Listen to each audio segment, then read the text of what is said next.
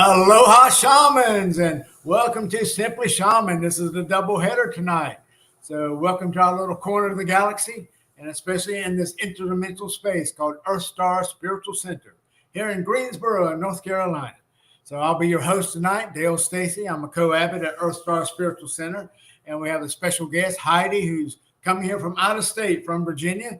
And the Stargate is turned on, so she should be headed this way any second. So Heidi, come on through the Stargate. There she comes. All right, there she is. Come on in, Heidi. Have a seat.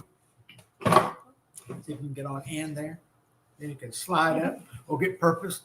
Did the Stargate make you nauseous anymore? Because, you know, the first couple of times people get nauseated going through it. So. Yeah, no, it was actually pretty simple, smooth ride. Oh, okay, good. Very good. And if you want eye contact, just look right up there in the camera with him. Again, that'd be great. Okay. So, tonight then is January 30th, 2024. So thank you for being here for this double header, continuing our intuitive shamanism talks tonight.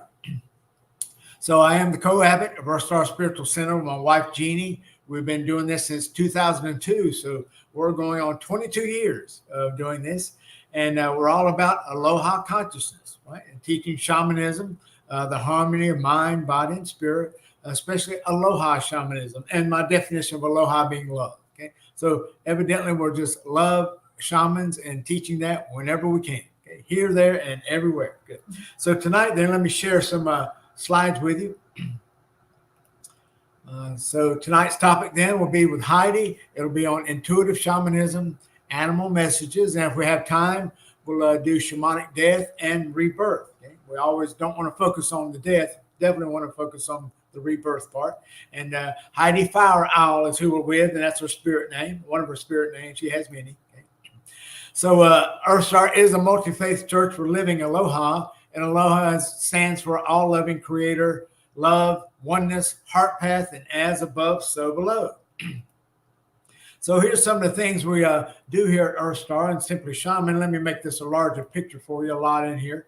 Okay, we have a modern shamanism, Aloha consciousness, mind, body, spirit, ceremony and ritual, Tai Chi, Qigong, living Aloha, earth shamanism, law of one, earth superpowers, energy healing, interdimensional shamanism, shamanic life coaching, teaching, star people and galactics, angels, meditation, Huna shamanism, flower life, and Merkaba shamanism. So any of those topics we can address tonight, and we're in a live chat. So make sure you let us know who you are, where you're from, and thanks for joining us.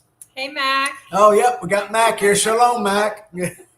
And TRA, thanks for being here. TRA is from Virginia also, and so is Heidi. So perhaps maybe one day y'all will get to meet. Okay, good.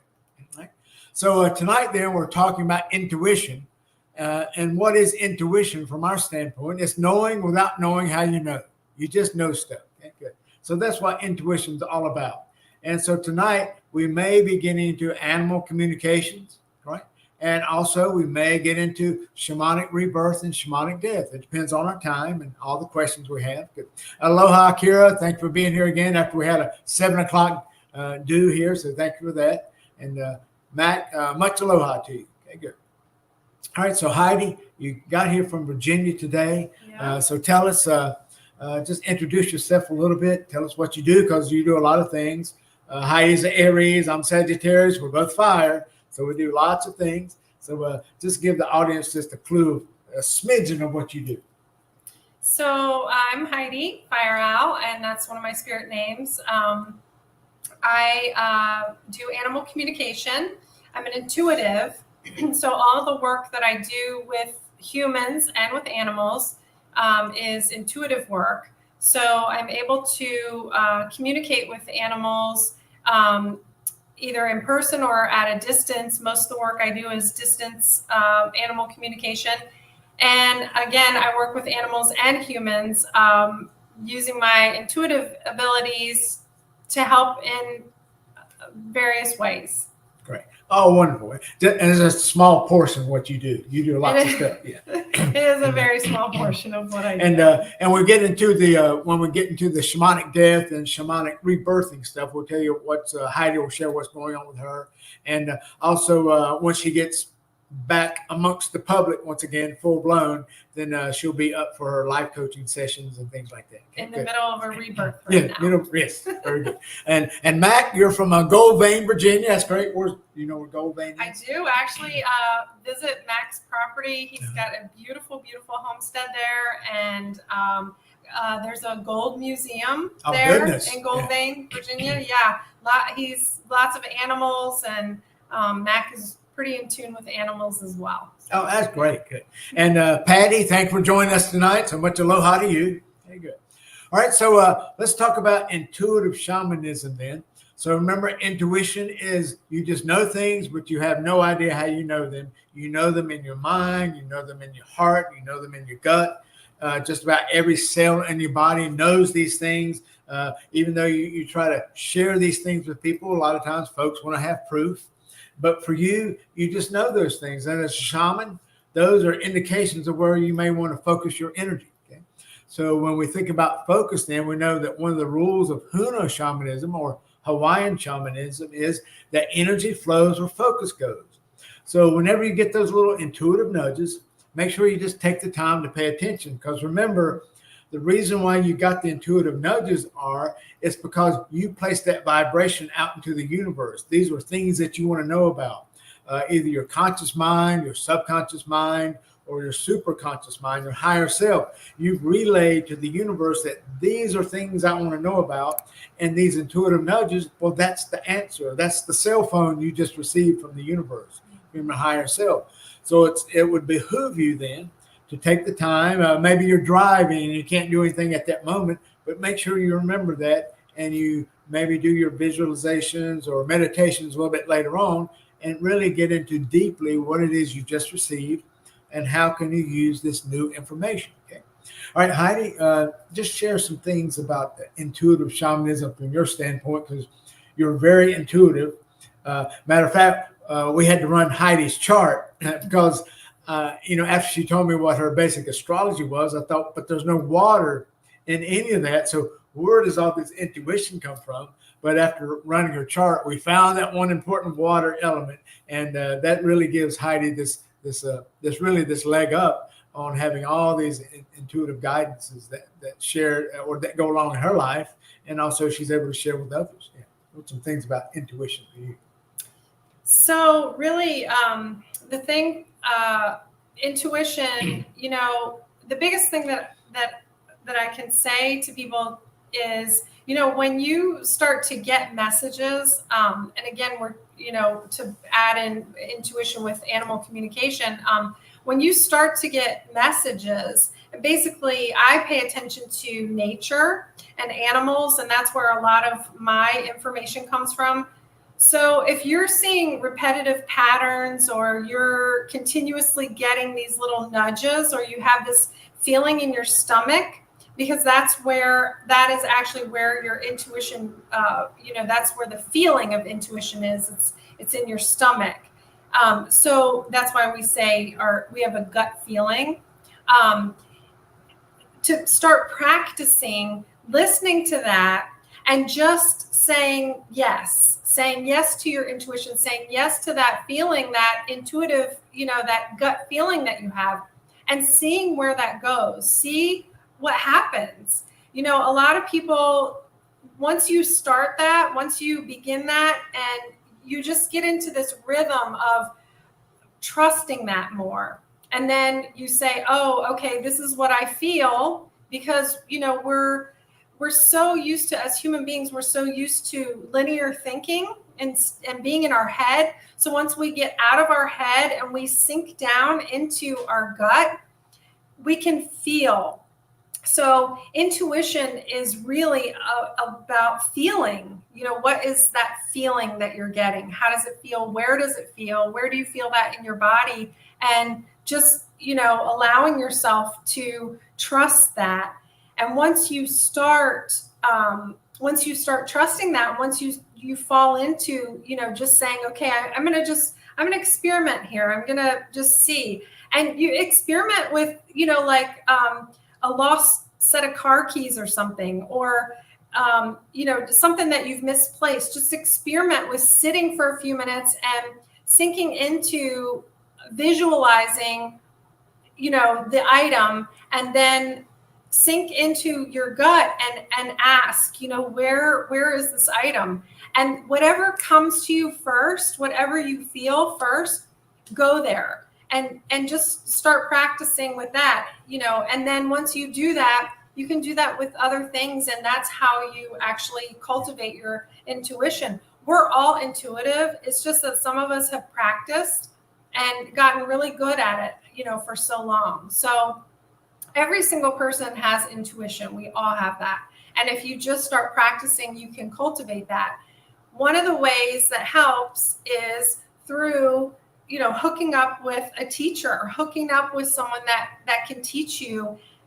Shamanism teaches you how to cultivate your intuition. So taking classes or just hooking up with someone that will, help you get past that that insecurity and the questions and that linear thinking all the time. So, for me, one of the things that has helped is taking classes, hooking up with a shaman that's been practicing for so long, and just really practicing and using it in your everyday life.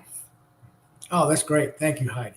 Yes, all of us are intuitive. Remember, some people, let's use our school system as a metaphor. Some are in our kindergarten, first grade, some are middle schoolers level, some are in high school, some are college level or trade school level, some are master's degree level, some are PhD level, some are postdoctoral work level, right? So we're all at different levels. And the only way to get better at being who we are is by practicing and living our intuition each and every day. Keep in mind that you cause this vibration to be created for you to get this intuitive nudge. And so you're really asking for advice from the universe, from your higher self. Well, the advice comes and you ignore it. Well, what does your body think about that? Well, that's really not important because I think I just imagined it. I'm just making it up. So you kind of throw that off to the side and you never give it any credence. You don't do any work for it. So make sure that truly know that you are powerful enough to not only create these vibrations, this resonance with the universe of things that you want, who you want to be, and just know that you have the power for this stuff to come to you. You can attract it. You can receive those little nudges and take advantage in just doing that. Good. Matt's got a question. Go ahead, Heidi. What's that? So Mac wants to know, he says, do you ever find yourself overwhelmed with emotions when you realize your, I believe you meant to say intuition, are spot on? And what kind of tools can you use to help cope with that? So yeah, absolutely. Especially when it has to do with something that's, that we perceive as bad or negative, because, nothing's really good or bad. It's just how we perceive things. So, there, and another emotion that, you can get overcome with is the elation of knowing that or that you were spot on, basically. And so one of the tools that you can use to deal with that is to just, cultivate basically like the spiritual aspect of things. And that is understanding, like, okay, if you have an intuitive hit on, somebody being sick or something, that we perceive again as being a negative, and then you have a negative emotion that overcomes you because you know that this person isn't well or something. And so if it's a negative type emotion, one of the things that you can do is just to really learn more about the spiritual aspect of our journey, of other people's journeys, of your journey, of the other person's journey, basically understanding the circle of life and just the spiritual aspect of basically that everything there's a process to everything, and everyone has their own journey. Yes. And so we're not responsible. You're not responsible when you have these intuitive, hits. You're not responsible for whatever that is. And so just really learning more about spirituality, about understanding that, people's journey is their journey, whatever the outcome is. It helps to you really learn to love with and to have that intuition without attachment. So attachment is really what causes a lot of the emotions. So you just do your work as a hollow bone. And if you're not sure what that is, maybe Dale can do a little thing on that, one night. But it's really, really, really important to become a hollow bone, to detach yourself from whatever it is that you're getting the intuitive information about. So it's to not be attached to it. And that's that's all something that you cultivate along with your intuition. And that's why it's important to have a good teacher and people in your circle that you can go to for help. Exactly. And Mac, when you asked the question, if you happen to be a water person, if you're a Pisces, or if you're a Cancer, or if you're a Scorpio, if you have any of that in your chart, either as a rising sign or either as a emotional or a moon sign, emotions, that's our fuel. It's wonderful to be emotional. And like Heidi said, just keep it on the positive side, because we can all get into the negative side of emotions, because the negative side is fear. So that's what we want to try to get around. We want to get over it. We want to go through it. So whatever you have to do to get through the fear, and to realize that the positive affirmations, the positive responses, the positive feelings, that's what keeps us going. We take one step right after another, and those are the tools we do. We stay in love. We stay in aloha with who we are, what we're doing, how this particular intuitive nudge allows us to live our life in a full sense and to be in service to others. So yeah, you're doing great. Just keep that up. Just keep moving forward. Stay positive. That's what we do. Yeah. All right, Paul. Well, let me let you know that we may go over the 30-minute mark with this particular conversations today, but that's okay if you stay as long as you like. Okay, good. All right, let me show you. Let's move on to the animal part, communications. Let's come back to that. Just to give you a slide for that, show that larger. So as we think about the messages we get from our animal people, right? Just think we have a relationship with all the animals on Mother Earth. And some of us have favorite animals. Some of us even have animal names or animal totems or spirit guides. Okay? Now, Heidi does a wonderful thing every day, her daily life. She goes out and meets with our animal people. So Heidi, let us know, how does your day start just about every day that you can? So just about every day, I make sure that I step outside. I do have dogs that I take out in the morning. So I make sure that I step outside. I'm always barefoot, and I go outside, I face the sun. I take my contacts out. Well, usually I don't have them on, but my glasses, and make sure that I'm getting sunlight. Even if it's cloudy, we're still getting sun. Just make sure that I get some sunlight in through to my pineal gland. And I have my shoes off and I touch the earth.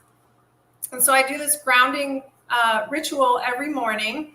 And sometimes I'll have coffee with me and I'll just sit out there. And sometimes I'll just stand and I'll charge up by facing the sun and putting my hands up to the sun, and just then putting them on my body wherever I feel like I might need some negative ions to recharge my body. And then I sit. I will sit and I will listen to nature. I'll listen to the birds, especially. If you know anything about the animals and the energies on the earth and things that are happening right now, we're being bombarded by a lot of solar storms, and the energy is shifting. We're having these major shifts in energy. And so if you pay attention to the birds, you can really, really, really understand how the energy is shifting, because a lot of species of birds are flying in the wrong direction. I say wrong because it's a direction that they would not normally fly to, because they'll be harmed for, it's too cold or too hot, or, the atmosphere just is not, it's not cohesive for them. So I sit outside and I listen to nature, and I listen to the animals, the squirrels. The animals tell us so much. If we sit and listen, the squirrels, we can understand, are we supposed to be storing food? Are the squirrels storing food? That they'll give us those little messages. How are they building their nests? Things like that. So generally in the morning, that's how I spend my morning. A lot of times I'm in my robe out there, just until I feel like I've gotten enough information and I've gotten enough grounding to where I can go in and start my day.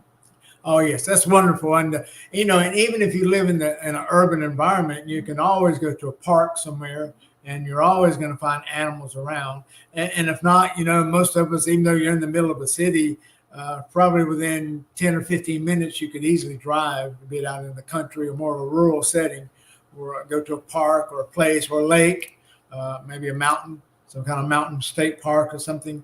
And you can hang out and just be with nature, because it is a wonderful thing to connect with these are other living beings on this planet. So it's wonderful to just talk and communicate and just be with them. And Mac, you talked about just, sometimes you may feel helpless because, something's just going to happen and you just can't do anything about it, but just watch it happen. Yes. And just know that you were the one that was cued in on this particular information. So use your intuitive sense to decide, is this something that was just for me, or who is it that I can share this information with?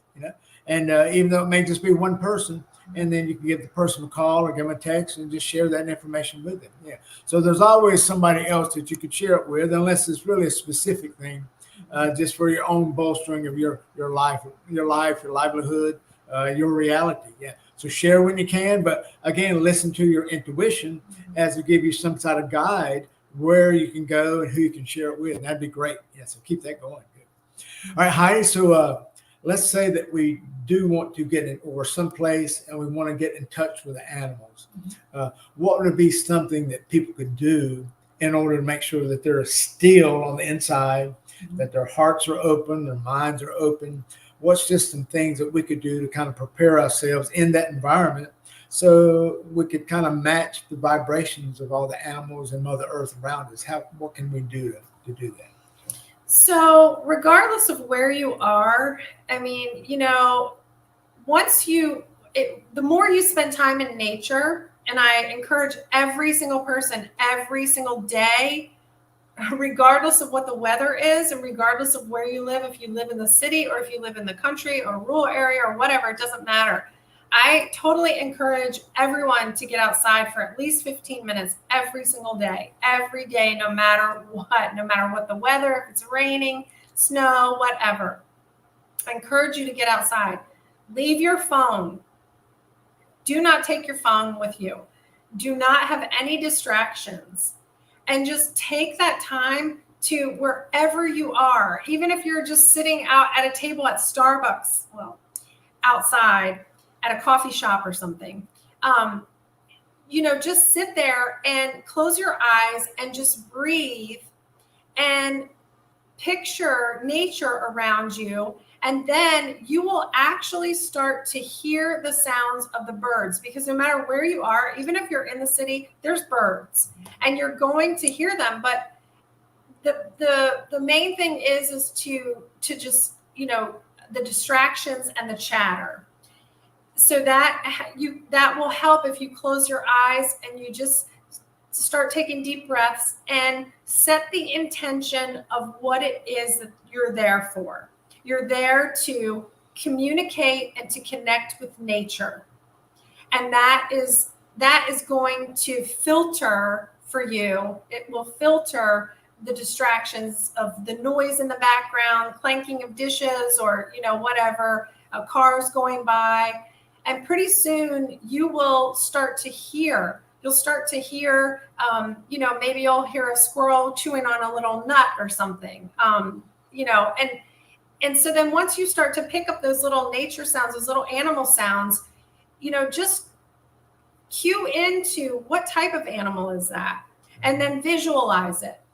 And so that's one way to just start, but you have to leave your phone and just cut out the distractions, the chatter, get your mind quiet, and just be still. Yes, wonderful. Yes, being still, mind, body, and spirit. Yeah, and sometimes that's tough because of our hectic lives. We may be thinking we have a million things to do and we don't have enough time. So make sure you make the time. Remember, you're a shaman. Everyone is a shaman. Yes. Some of us some are not as practiced as others, but we're all shamans because we all know about the harmony of mind, body, and spirit. So as shamans, we consciously create our reality through the harmony of mind, body, and spirit. Right? The mind thinks it, the body receives the picture, then the body works to create that, sends energy up to our spirit, and our spirit inspires us and helps us to make this creation, to manifest it. Okay? So everybody can do that. And remember to always give thanks when you go outside. Give thanks to Father, Son, Mother Earth. It doesn't have to be an elaborate ceremony. Just say thank you, and truly mean that. Just say thank you, Son. Thank you, Earth. Right? Yeah. And if you know any sacred chants or any sacred words, so much the better. Or say a nice prayer. So anything, any kind of prayer, chant, special word. Aloha is a great one. You can't go wrong with love. What could be a greater prayer or chant than saying aloha or saying love? I love you, son. I love you, Mother Earth, right? Or I aloha, Father, Son. Aloha, Mother Earth. Okay, very good. Okay, all right. So we're on the half-hour mark now. We want to try to get to another subject. I know we're kind of moving along quickly. So the next one then is let's move to shamanic death and rebirth. Okay, so Heidi's just had one of her more recent shamanic deaths. And a shamanic rebirth, all important rebirth, because we certainly don't want to stay in the death mode, right? We want to have the rebirth. We want to come back alive as the phoenix rising from the ashes. So Heidi, share with us what you like about this past experience you just had. So, when most people experience a death, and right now we're talking about shamanic death, and by that I mean that nobody in my life has died, no one in my family has died. We're talking about a symbolic death, something that happens, whether it's that you quit your job or you lost your job, or things like that. In my case, it was somebody. It was a case of basically the last 20 years of my identity have been stolen. And with that, I basically took it at first, when you first experience a death of any type, you go through this grieving process. You're scared, you're sad, you're angry, you're, all of these things, all of these feelings that you have. So I had all these feelings at first, and then once you get to the other side of those feelings, especially with a shamanic death, you're like, how did I manifest this? Because we actually do manifest all of our shamanic deaths. We manifest them through our thoughts. So, in going back and looking at, what was I thinking? What was I, these repetitive patterns in my conscious mind, and also in the subconscious mind, you can start to learn a little bit about that. But the biggest thing is understanding that you are going to have a rebirth once you get through the death process. It's just getting through all of that, whatever it is that you have to go through. So I think that the best part of this for me was really coming through this death, because it's a pretty serious one. literally for, my whole identity from the last 20 years. So I think the thing that has been the best for me is getting to this rebirth. Now I'm not through the rebirth. I'm actually in it right now. So I still have a ways to go, but just really allowing myself to not be afraid and to just really sink into it, using the tools that I have learned over all these years, in shamanism to really get me through it with grace and ease instead of panic and fear. And so that's been such a beautiful thing for me to really experience all of my teachings coming full circle, basically. And, because this really, truly, this has been a really big, huge, huge shamanic death for me. And it's just brought so much stuff up, from my past and from my present. And so just really understanding that all of these tools that I've learned over these years are solid, and they're just helping me to get through this whole process. So that's really been a beautiful part for me, because we get down on ourselves and say that we don't really know anything. We don't, our ego tells us that we're not smart enough, that we don't have enough tools. We need to keep learning and all this stuff, and just to come to this point and find out that all of this hard work that I have put in over all of these years and all of my lifetime so far, and maybe previous ones, that it's just really, it's helped me through this whole process to be calm and really get through it a lot better than I've gotten through a lot of other things in my life. So it's been a beautiful experience. Oh, thank you, Heidi, for sharing what you can and what you're willing to at this time, because you're still working through it. So, and I think there's light at the end of the tunnel here very shortly, yeah, because you create quickly. You're Aries, you make things happen. So. Yeah. And as far as shamanic death too and rebirth, remember that. Think metaphorically. We have a shamanic death every time we blink our eye, every breath, every heartbeat, right? Every step, every time we go to sleep at night, every time we take a nap. Those are just small shamanic deaths or breaks in our consciousness, right? We could go all the way to the extreme that you actually flatline during a surgery, during an accident, some sort of physical death experience, and then you're brought back. So those are the extremes, but we also have these little medium shamanic deaths, and we have very minor shamanic deaths. But the fact is, everybody has these every single day. All of us that sleep, which I think is just about every animal on the planet, all of us have to go to sleep.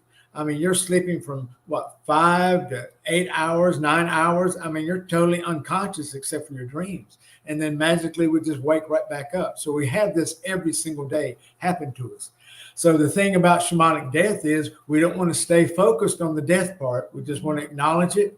We want to understand, okay, how this happened, why it happened, and then we can formulate a plan for our rebirth, for the phoenix rising out of the ashes. Because that's where now we'll put our focus to make sure that we correct or we change or we switch or we tweak our reality to make us to be very effective, efficient, and successful shamans and human beings, living aloha in every moment. I think it was one of those Zig Ziglar quotes that says, you don't, when you fall out of the boat, you don't drown when you fall out of the boat and fall into the water. You drown because you stay there, right? So we can't stay there in the water. We have to get back in the boat. We have to jump back up on the horse, right? Like Mac was talking earlier about the emotional things. We don't want to focus on the negative stuff because that'll drain us. We want to focus on the positive aspects, the happiness, the love. Okay? So same thing with our shamanic death and our shamanic rebirth. Focus on that rebirth, okay? And then just keep on moving. So just share, one of the things that happened at the beginning of this, the first few days, talking about staying in the death process, that did happen. The first, I'm going to say the first 4 to 5 days, it literally paralyzed me. I did not want to go anywhere. I didn't want to talk to anybody. I didn't want a new phone. I didn't want to be online. I did not want to talk to not one single person. I literally was so paralyzed in fear that I felt like I could not move. And, I just had to really, go through that process of, oh my gosh, do I want to stay here? What is this? This is not healthy. This is not good. This is not, this is not me. This is not where I want to be. And so then, I gradually started to come out of it. But I'm just saying that, if I would have stayed in the death process, that's where I would still be just paralyzed in fear. So good thing you're Aries and you took that step moving forward, right? Yeah, because you get in those depths of despair. I mean, you're thinking, what the hell? Yeah. Why did I create this? Yeah. Why am I still here? What's it going to take for me to crawl out of this hole? But you will crawl out of the hole. Yeah. I mean, that's just the way you are. Because remember, as you see on the screen crawling across, we live aloha in every moment. So even at those deepest, darkest times and hours and seconds and the minutes and all that, every thought, word, every action seems to be so negative. You just make sure you remember, live aloha in every moment. Because remember, the love, the aloha is always around you. It's above, it's below, it's within, it's without, all around you, 24/7, 365. It's in every one of your 10 trillion cells in your body, and up to 100 trillion cells, counting all that, because there's 10 times the bacteria in the body. So you got 100 trillion cells that you're dealing with just in your 3D body.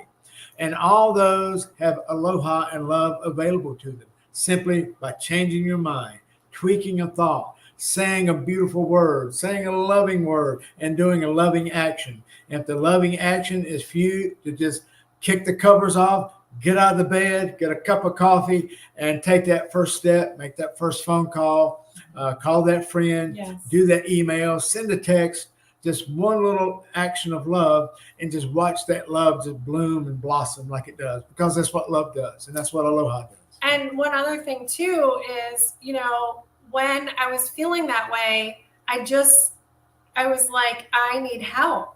I need help to get me out of this. And so I encourage you that if you are experiencing, if you're in that death process or you're just stuck in that fear, or you're stuck in despair, or wherever you're stuck, one of the tools is to call somebody that that will help you. I mean, we all need a friend who literally is just going to bitch slap us back into reality and say, girl, go wash your face and get a hold of yourself, and just tell you straight out flat like that. Like, just, you better get up, go wash your face, girl, and get out of there. So I just, that is the best thing that you can do to help yourself, is to call somebody that is going to be able to talk you through, what it is that you're feeling, and to really help you through that. So that was one of the biggest things for me. I actually made a phone call, and, that helped me. I was reminded, girl, you are a warrior. You come from warrior blood. Don't let this darkness, dim your light. And we have to also understand that right now there's so much darkness, trying to overpower the light. So just make sure that you phone a friend. Yes, exactly. Yeah, and the reason why so much darkness is trying to do that, because the light is winning. That's why, because they're on the last few, I guess, really seconds of their livelihood, and it's going to give them a chance to hopefully. Remember, the dark side needs light too. That's what we want everyone to be, in love and aloha. So So make sure you send some prayers that way too. Yeah. So, but always make sure you stay positive, make sure you stay action oriented in your approach to be effective, efficient, successful shamans. Just be happy. If you can just be happy for 1 second, then that means you can be happy for 2 seconds. And that means you can be happy for 4 seconds. And then now you can do it 8 seconds and 16 seconds. And soon you're up to a minute. And if you can do it for a minute and be happy, whatever you're doing, whether it's drinking a cup of coffee, having a glass of wine, watching something funny, reading a book, just sitting out in the sun, letting the wind hit your face, right? Driving around in your car. Anything you can do to be happy in mind, body, and spirit, and just try to do more of that each and every day. So today you had 10 minutes of happiness. Well, tomorrow, make it be 15 minutes. And then the next day, let it be a whole hour. Let it be a whole half of the day. And then pretty soon you're going to find out that my entire day is full of happiness, aloha, love, kindness, gentleness, and beauty. So you are the creator of your reality. So make it the reality you want. If there's anything you don't want or that shows up in your life, well, realize you created that. But now since you created it, you can uncreate it. So create the opposite. So be happy, be fulfilled, be successful. Be the shaman you know to be. And that is being the best version of yourself. And remember, everyone's best version is different. That's why we're all unique expressions of our one infinite creator. We're all like facets on a diamond. Let me pull my diamond out, right? You have a diamond here, right? So all of us are just, imagine this diamond as the wholeness of life, anywhere and everywhere. Okay? And imagine that each one of us is just an individual facet on this diamond. So we really are all one. This is the wholeness of our life. But just think, we don't want to be so closed-minded and so finite in our thinking and our being. Because remember, this is one diamond. Well, what about the diamond mind? How many diamonds are inside the diamond mind? And then how many diamonds are on other planets, other galaxies, other universes? This is infinite. Okay? So remember, we're one little facet. So make sure you understand that and know that continue to be that facet of love and aloha, serving others the best way you can with your skills, right? With your abilities, your gifts, your goals, your powers, your skills, your talents. That's what makes you very unique. And you're the only person in the entire universe and multiverse that can do it the way you do it. So make sure you do this. Okay? Do it with mind, body, and spirit. Do it with every thought, every word, every action. Okay? So use that intuition. Okay? Pay attention and spend some time with the animals and the nature. And anytime we have a shamanic death, remember, every time we wake up in the morning and we just had a shamanic death, the past 6 to 8 hours we were sleeping. So bless the day with love and aloha before you even get out of the bed. That way we're kind of like we throw out the red carpet. My day is going to be great. This is what I got going on. Everything's going to be efficient, successful. I'm blessing everyone. I'm blessing the people I'm with. I'm blessing the environment, everything and anything. That's what we want to do, to be a blessing to those around us and to be filled with aloha. We want people to know as you walk around, you're just sloughing off all this aloha dandruff everywhere you go. Okay? And this just the pure aloha everywhere. And that way you get to share that aloha with anyone and everyone all the time. Okay? So be the best shaman you know to be. Well, thank you, Heidi. Any closing thoughts for them? Or? I really encourage you guys to get outside more. Nature will teach you how to cultivate your intuition. Pay attention to the animals. They have a lot to tell us right now. A lot. Yes, have a lot. Good. And I'd like to leave you with a Hawaiian prayer. In English, it would mean, "O Great Spirit, bring forth the water of life and manifest this blessing." It was a prayer or a chant we learned from our Hawaiian teacher, Serge King in Hawaii. And it goes like this. "Ao makua ma'aikapoeola, hoikea ma'ikeola, amama, and aloha." So we'll close it out with a Hawaiian ending, and that's called POW, P-A-U. So we'll clap our hands and just shout POW. Ready? 1, 2, 3, POW. Good. And aloha. Thank you, everyone, for joining us tonight. And you have a great week, and we shall see you soon.